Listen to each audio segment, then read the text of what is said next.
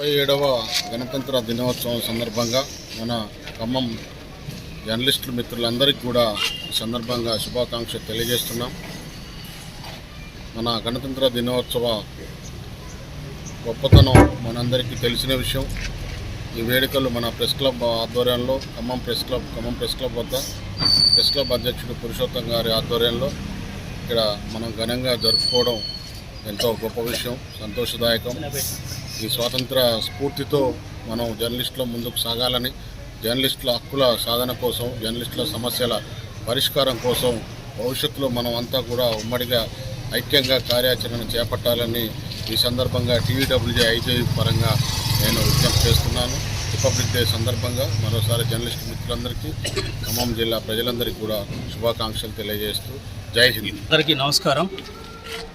గణతంత్ర దినోత్సవం అంటే మనకి ఈరోజే రాజ్యాంగం, మన సొంత రాజ్యాంగం అమల్లోకి వచ్చిన రోజు. రాజ్యాంగం భారతదేశానికి, భారత జాతి మొత్తానికి ఆత్మ లాంటిది. ఈరోజు దేశంలో ఉన్నటువంటి ప్రత్యేక పరిస్థితులను గమనించినప్పుడు రాజ్యాంగ స్ఫూర్తి దెబ్బతింటుందనేటువంటి విమర్శ సర్వత్రా వినిపిస్తున్నటువంటిది. రాజ్యాంగం పూర్తి స్థాయిలో అమలు జరిగితేనే పౌరులు పూర్తి స్థాయిలో హక్కుల్ని పొందగలుగుతారు. కానీ కొన్ని ప్రాంతాల్లో ప్రస్తుతం ఉన్నటువంటి ప్రభుత్వాలు రాజ్యాంగ అమలు విషయంలో సరిగ్గా పనిచేయటం లేదనేటువంటి విమర్శ ఉంది. రాజ్యాంగం స్ఫూర్తి ప్రమాదంలో పడిందనేటువంటి విమర్శ పెద్ద ఎత్తున దేశవ్యాప్తంగా ఉన్న సందర్భంలో మనం ఈరోజు ఈ ఉత్సవాలను జరుపుకుంటున్నాం. కాబట్టి రాజ్యాంగ స్ఫూర్తి గురించి, రాజ్యాంగ అమలు గురించి విస్తృతమైనటువంటి చర్చ ఈ గణతంత్ర దినోత్సవం సందర్భంగా జరగాల్సి ఉందని నేను భావిస్తున్నాను.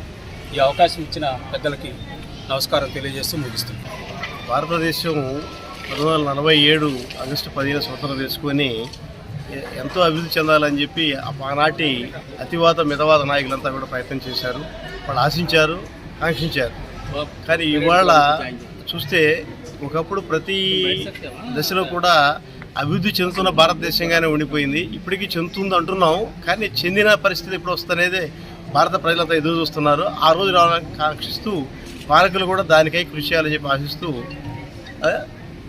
మీ అందరికీ ధన్యవాదాలు.